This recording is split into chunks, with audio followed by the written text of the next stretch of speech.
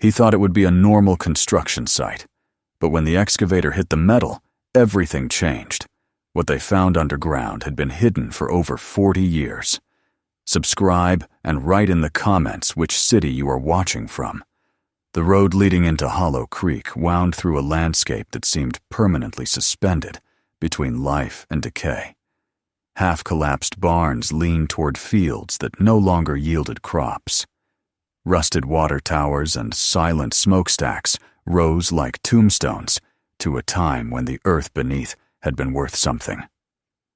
The sun hung low, casting orange light over the remnants of a mining town that had outlived its own pulse. Andrew Collins gripped the steering wheel of his company truck and told himself this was just another job. But the closer he got, the less he believed it. He hadn't been here since he was a boy, since the day his mother had stood on that dirt road clutching a folded flag, her hands trembling as men from the mining company promised her that the cave-in was instant, painless, and final. His father, John Collins, had been one of the miners lost in the collapse of 1985, a tragedy that sealed the mine and the fate of the town.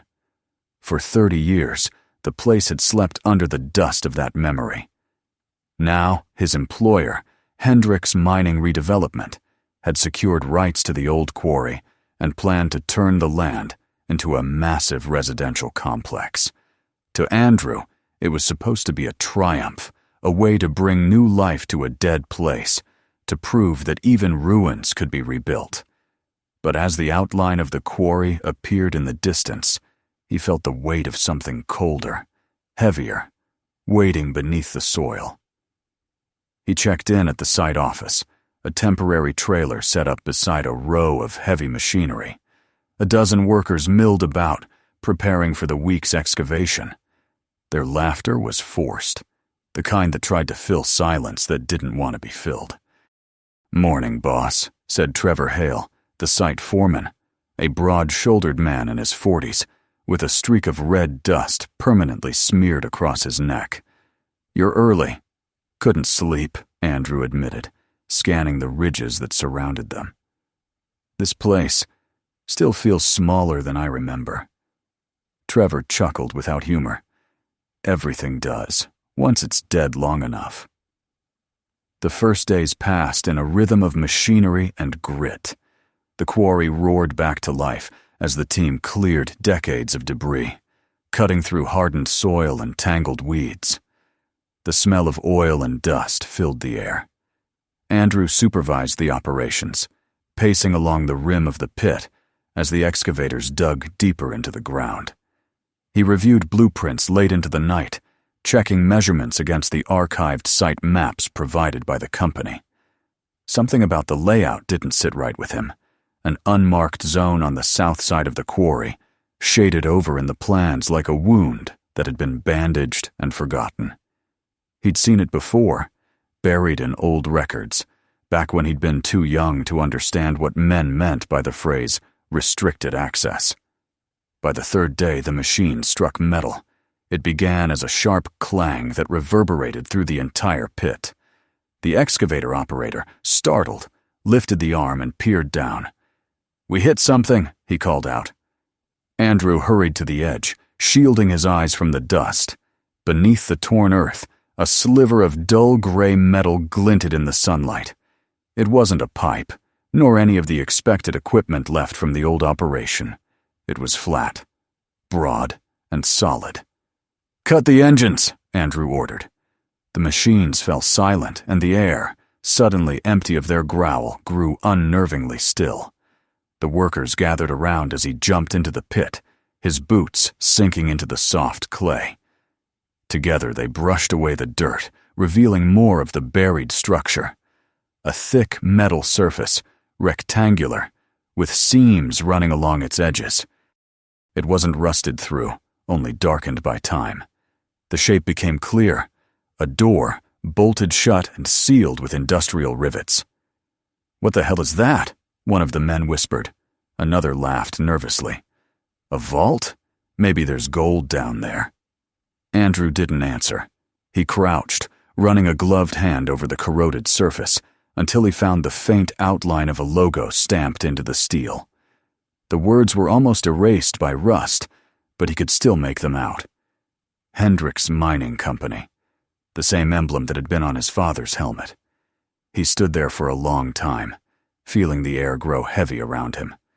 The wind howled through the empty quarry, carrying with it the smell of old stone and something else. Something sour and trapped.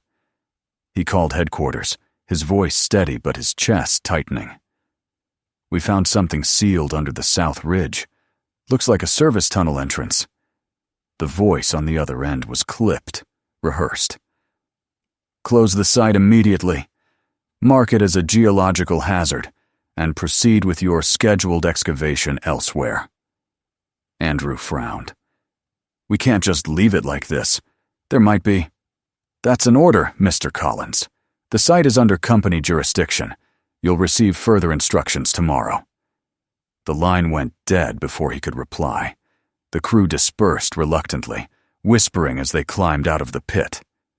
That night, Andrew sat alone in his trailer, the hum of the generator mixing with the echo of that metallic clang in his head.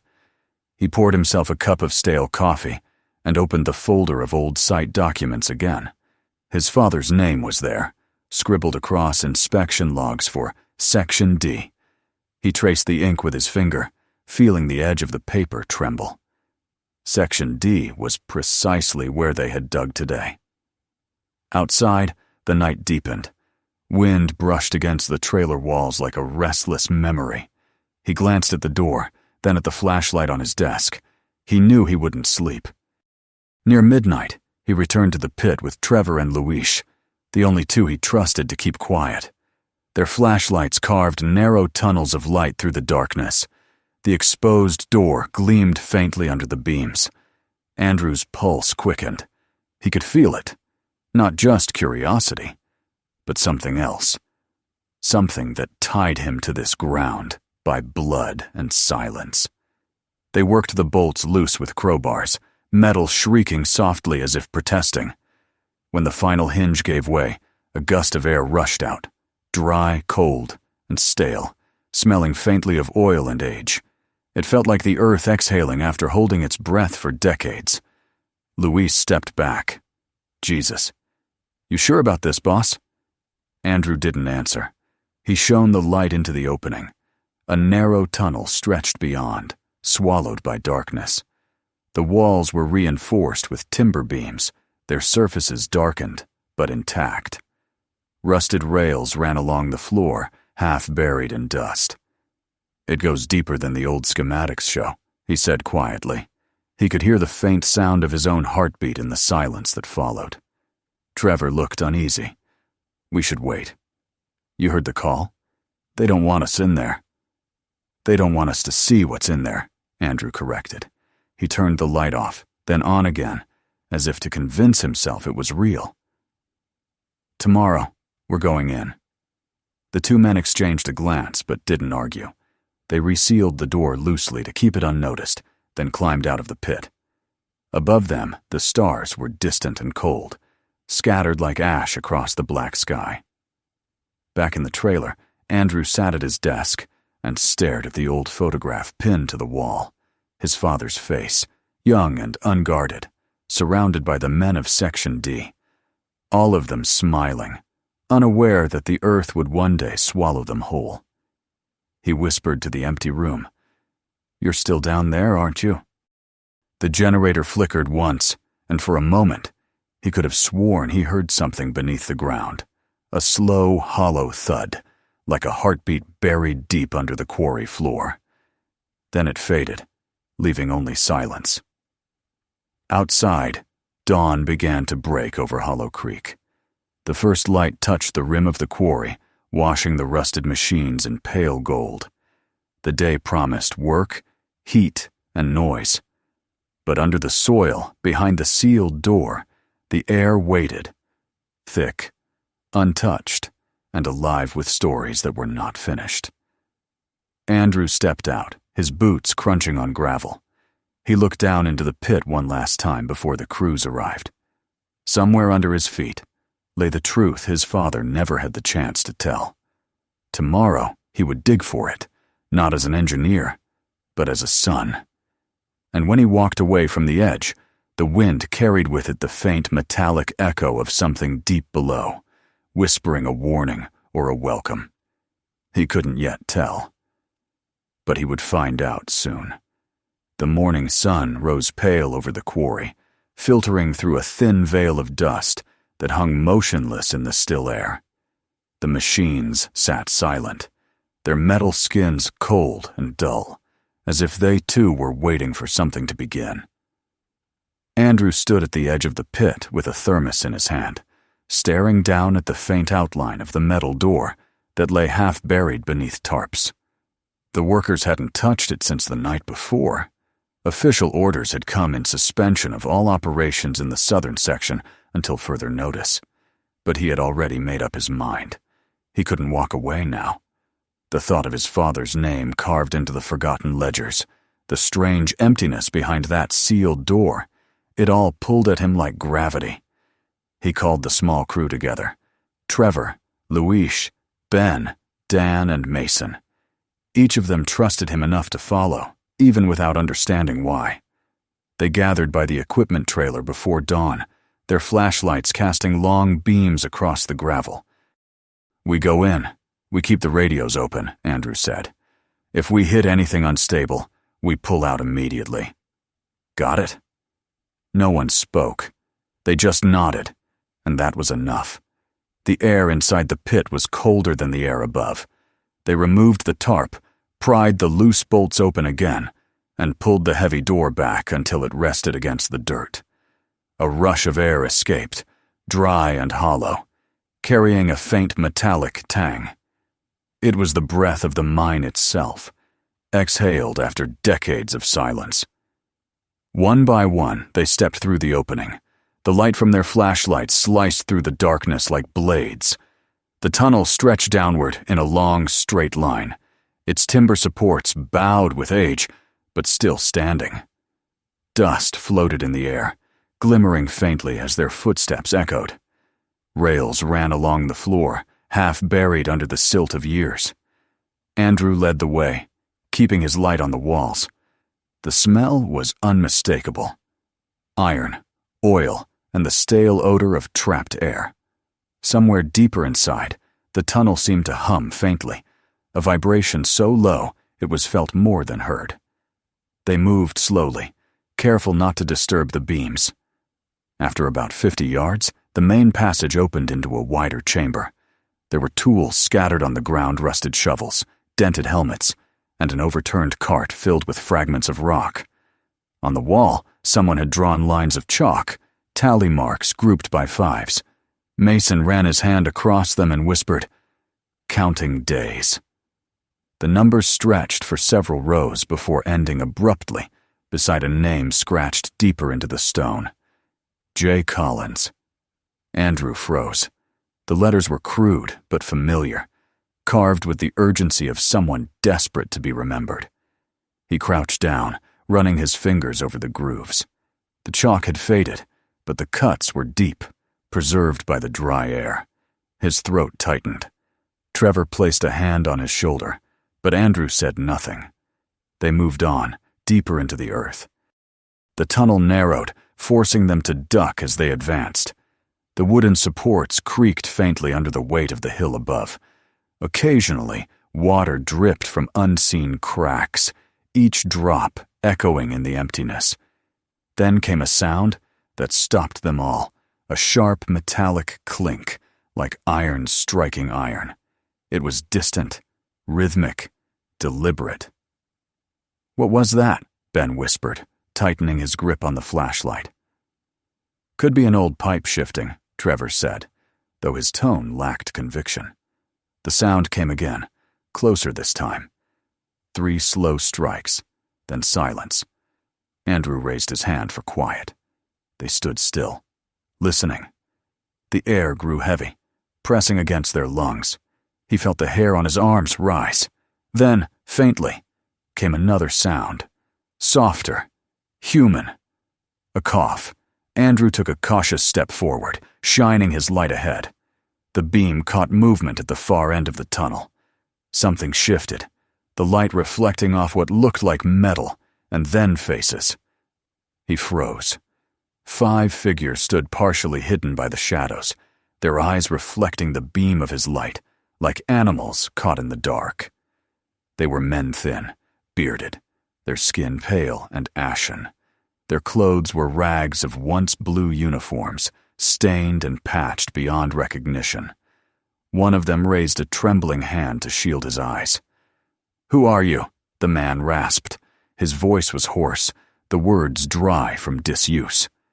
Andrew lowered the light, heart hammering. "We're from the surface," he said quietly. "We found the tunnel. We thought this place was abandoned." For a moment, the silence was total. Then one of the men, older than the rest, stepped forward, his lamp flickering weakly in his hand. His eyes, sunken deep into his face, filled with disbelief. "Surface," he whispered, tasting the word as if it were a myth. After all this time. The group behind him stirred. Someone began to sob softly. Another fell to his knees, covering his face with his hands. The old man turned his lantern toward the walls, illuminating the small chamber behind him. Andrew's stomach twisted. There were makeshift beds lined along the sides frames of metal carts, padding made from old mining coats, rusted cans, broken tools, a cracked water drum. Everything smelled of oil and smoke and human endurance. Trevor muttered under his breath, "My God." Andrew took a slow step forward. "How long have you been down here?" The old man studied him, eyes glinting in the lamplight. "Since the collapse," he said. "Since they sealed us in." Mason whispered, "That was nearly 40 years ago." The man nodded, his face calm, almost resigned. 40 years, he repeated. "We counted for a while. Then we stopped." They gathered around a small fire pit made of stones, where a thin wisp of smoke rose from smoldering fuel-old rags soaked in oil. One of the survivors, barely able to stand, poured a few drops of water from a dented canteen into a cup and offered it to Andrew's team. Luis shook his head, but Andrew accepted it silently, out of respect. The water tasted metallic and cold. The old man, who later gave his name as John, told their story slowly, as if recalling a nightmare. When the earthquake hit in 1985, their section had caved in, sealing off all exits. They'd sent signals, pounded on the walls, even caught faint replies from rescuers in the first days. But then the sound stopped.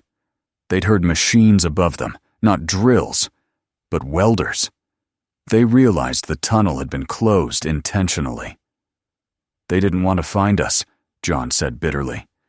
"They wanted to bury the evidence. We found records minerals they weren't licensed to extract. Rare stuff. Valuable. Easier to call it an accident." Andrew listened, his hands trembling slightly. He looked around at the others. Their eyes were fixed on him, waiting to see how he would react. "You survived," he said softly. "How?" John gestured to the corner, where an old filtration system stood, handmade from pipes, sand, and cloth. "We had supplies, enough for months. We made it last for years. After a while, the mine became home. We learned how to collect water, grow fungus, even trap rats. The air down here stayed clean enough to breathe, and we had each other." Andrew could barely comprehend it. The weight of 4 decades pressed down on him. He turned the flashlight back to John, and his voice broke slightly. "My name is Andrew Collins. My father was part of Section D. John Collins." The old man flinched. The others exchanged glances. One of them whispered something that sounded like a prayer. John stepped closer, his weathered face illuminated by the trembling flame. "Collins," he said slowly, his voice shaking. "He was with us. He led the charge when the tunnels gave in. We thought he was gone, crushed near the second shaft." Andrew shook his head. You're saying he was alive? John hesitated. He was. For a while. The words hit Andrew like a physical blow. The world seemed to tilt slightly as he tried to process them. John lowered his eyes. He kept us going in the beginning. When the others wanted to give up, he found ways to ration the food, to keep us believing someone would come. When we realized no one would, he told us to keep living anyway. He said if one of us ever made it out, we should tell his son that he wasn't afraid. The chamber was silent except for the faint hiss of the oil flame. Andrew's throat burned. He nodded once, not trusting himself to speak. After a long pause, John put a trembling hand on his shoulder. You came from the same company that sealed us, didn't you? Andrew didn't answer. He didn't need to. The guilt was written across his face. John sighed deeply, a sound of exhaustion older than the man himself. Then you've seen what lies above, all their promises, all their lies. The earth remembers, even if men forget. Andrew found his voice at last. We can get you out. There's a way now. The door's open. You don't have to stay here. For a moment, no one spoke. Then John smiled faintly, the corners of his lips trembling. We stopped hoping a long time ago. Some of us can barely walk. The light up there, it'll burn our eyes. The world you live in isn't ours anymore. Andrew shook his head firmly. It's still yours. It has to be. He spent the next hour convincing them, showing them the way out, ensuring the path was stable. The survivors gathered what little they had, photographs drawn on scraps of paper, pieces of wood carved with names. They moved slowly through the tunnel, supported by the younger men of Andrew's crew. Every few steps, one of them had to stop and rest, unused to walking after decades of confinement. As they neared the door, a faint breeze reached them, cool, carrying the scent of the surface. The old men stopped, their faces tilted upward like flowers seeking light. John whispered something no one caught, perhaps a prayer, perhaps a farewell. When they finally stepped into the open air, the sunrise struck their faces, and several wept silently. Andrew stood apart, watching them. He felt both triumph and sorrow so deep it bordered on pain. He had found his father's truth buried in the dark, but with it came something heavier than grief. He looked back at the open tunnel, its mouth yawning black and endless, and thought of the voice on the phone that had told him to seal it again. Behind him, John's frail voice broke the silence. What happens now? Andrew didn't answer. He couldn't. The wind was rising, stirring the dust into the pale light of morning, and far off, the company's trucks were already rolling in. He knew what would happen next. And though he didn't yet realize it, that morning when sunlight touched the faces of men who had once been ghosts was the last time the ground beneath Hollow Creek would ever truly be silent. The morning after the rescue broke with the quiet unease of a town that didn't yet understand what had happened beneath its soil. The news had already begun to spread first among the workers, then through the reporters who had caught the scent of a story too strange to ignore. By noon, satellite trucks lined the edge of the quarry, their antennas rising like silver weeds against the horizon. Cameras pointed toward the entrance of the tunnel, where paramedics moved in and out, escorting the survivors who had once been ghosts. The light was too bright for them, and most wore dark glasses, shielding their eyes from a sun they hadn't seen in nearly 4 decades. Their faces, hollow but alive, seemed carved from stone, as if the earth itself had shaped them to endure. Andrew watched from the ridge, exhaustion pulling at his bones. He had been awake for almost 2 days, coordinating the evacuation, answering endless questions, signing reports. He'd seen the men examined by doctors, heard the tremor in John's voice when he described how they had survived, and watched the disbelief on the faces of those who had come to witness it. The media called it a miracle. Andrew knew better. It wasn't a miracle. It was a confession carved into the earth. He stood apart from the noise, looking down at the gaping tunnel that had swallowed most of his life's illusions. There were ropes, spotlights, and generators scattered around the entrance now. Workers moved like ants, cleaning, measuring, documenting. But beneath the order and procedure, Andrew sensed fear. Not from the survivors or the journalists, but from the company, the unseen weight of those who controlled the story. The calls from headquarters had begun almost immediately after the discovery.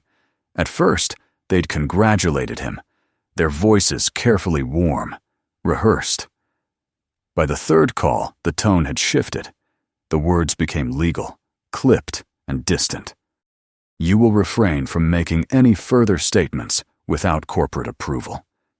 This incident is under investigation. He knew what that meant. They weren't interested in the truth. They were calculating the damage. By afternoon, black SUVs arrived, unmarked but unmistakable. 3 men in suits stepped out, carrying briefcases, their expressions as neutral as polished glass. They moved through the crowd of reporters with quiet authority, speaking to the foreman, then heading directly toward Andrew. He met them halfway, his hands in his pockets, dust clinging to his boots. "Mr. Collins," one of them said, offering a perfunctory nod. "I'm Richard Hale, representing Hendricks Mining and its legal interests. We need to speak privately." They led him to the mobile office near the supply trailer, where the air smelled of stale coffee and heat. The blinds were drawn. Hale sat across from him, adjusting his tie before folding his hands on the table. The others stood by the door, silent. "I'll be direct," Hale said. "You've placed this company in a very difficult position. Your unauthorized excavation violated several safety protocols and contract clauses. You exposed yourself and us to enormous liability." Andrew stared at him, the fatigue in his body turning to something colder. "You're calling it unauthorized? You went into a sealed structure without clearance, endangering your crew. That action resulted in media exposure and a potential federal inquiry." Hale leaned forward slightly. "You understand what I'm saying, don't you?" Andrew gave a bitter laugh. "What you're saying is that you'd rather those men had stayed buried." The room went still. Hale's jaw tightened, but his tone didn't change. "You misunderstand. We're trying to prevent unnecessary harm. Stories like this can spiral out of control. People make assumptions. Reputations suffer. The truth, Mr. Collins, is often more complicated than what the public can process." Andrew met his gaze. "The truth isn't complicated. They sealed that tunnel to hide what they were mining. You knew. Maybe not you personally, but the company did. And now you want to rewrite the story before it spreads." Hale sighed softly, as if addressing a stubborn child. "We'd prefer to settle this quietly.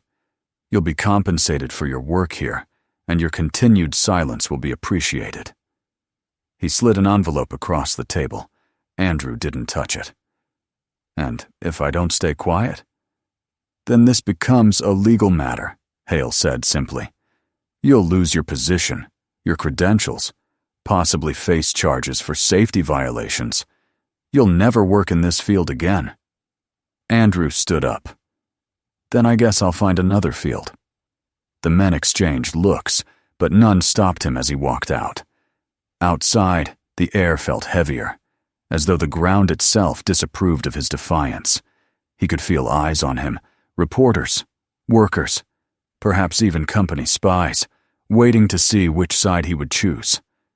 That night, the quarry was quiet again. The media had left for the evening, and the survivors had been taken to a nearby hospital. Andrew sat in his truck, engine off, staring at the glow of the town in the distance. His reflection in the windshield looked like a stranger's dust-streaked, hollow-eyed, older than he remembered. He thought of his father's name carved into the rock, of John's trembling hand on his shoulder, of the sound of air rushing through the reopened tunnel, the mine's last exhale. The story of those men was already being twisted into something neat and harmless. A miracle of endurance, a symbol of human resilience. The truth that they had been buried alive by greed and silence was being buried all over again. He opened his laptop, connected to the weak Wi-Fi signal from the field office, and began uploading everything he had. Photos of the tunnel, audio from John's story, the scanned pages of the old blueprints that showed the illegal section labeled Section D. When the files finished sending, he wrote a short message to a journalist he trusted, one who had once investigated industrial cover-ups in Pennsylvania. You wanted a story about ghosts. Here's one the Earth tried to keep. He hit send. The next morning, the headlines broke before dawn.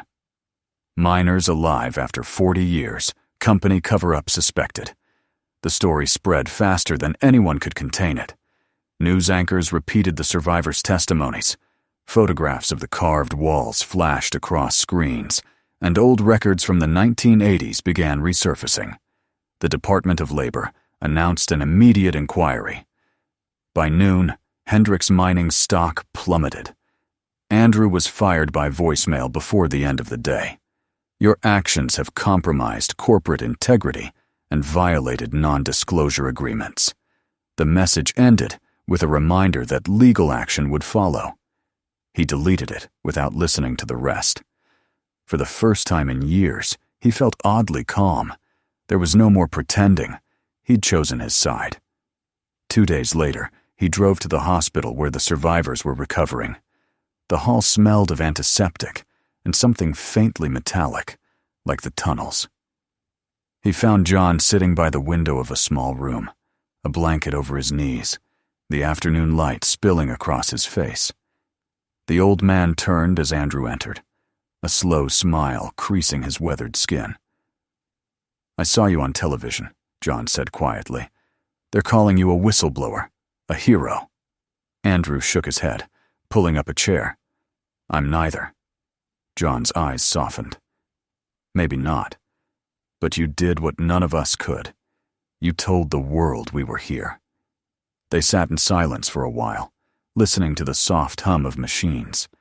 Outside, the sun dipped lower, casting long shadows across the floor. John spoke again, his voice weaker now. "Your father. He'd be proud. He used to talk about you, you know. Said you'd never stop digging. I guess he was right." Andrew swallowed the lump in his throat. "I wish he'd made it out." John looked toward the window, where a bird perched briefly before flying away. "Some of us never do. But that doesn't mean we're gone." Later that evening, Andrew walked out of the hospital and stood by his truck, staring at the horizon. The quarry was closed now, fenced off and guarded. Federal investigators had declared it a protected site. For the first time in decades, the ground there would not be disturbed again. He thought of his father's words. Keep living anyway, and realized that perhaps that was the only thing left to do. Weeks passed. The storm around Hendricks Mining grew. Executives resigned, lawsuits multiplied, and the truth seeped out faster than they could contain it. Andrew was called to testify at a public hearing, where the faces of the survivors appeared behind him on screens. He spoke calmly, without bitterness, detailing what he had seen, what he had uncovered. When the hearing ended, no one applauded. They simply sat in silence, as if the weight of the buried years had finally settled on them all. When it was over, Andrew packed what little he had left and left the town. He didn't say goodbye to anyone. The road wound past the quarry one last time. The gate was locked, a new sign nailed to the fence, in memory of those who never came up. He stopped the truck and stepped out. The air was cool, carrying the scent of wet stone and rain. He walked to the edge of the ridge and looked down. The pit was quiet now, filled with water that reflected the gray sky. It looked almost peaceful, as if the earth had decided to forgive itself. He whispered into the wind, "You're free now." Whether he meant the men, his father, or himself, he couldn't say. The wind answered with nothing but the soft rustle of grass. He turned back to the truck, started the engine, and drove away from Hollow Creek. As the road bent toward the horizon, the radio crackled with another report. His name, his story, his so-called betrayal. He turned the volume down until the words faded. The world would say what it wanted. He had already paid the price for truth, and in that quiet space between loss and redemption, it felt like a fair trade. The sun broke through the clouds as he drove, painting the wet asphalt in gold. For the first time in his life, Andrew Collins felt light, not because the weight was gone, but because he had chosen to carry it. And somewhere far behind him, beneath the earth that had swallowed his father, the silence of the quarry settled into something almost holy, a silence that no machine, no lie, and no man would ever disturb again. If you enjoyed this story, make sure to subscribe so you don't miss what's coming next. Check out the other stories on the channel. Everyone hides a truth worth uncovering. And if this one moved you, share it with someone who loves a good story too.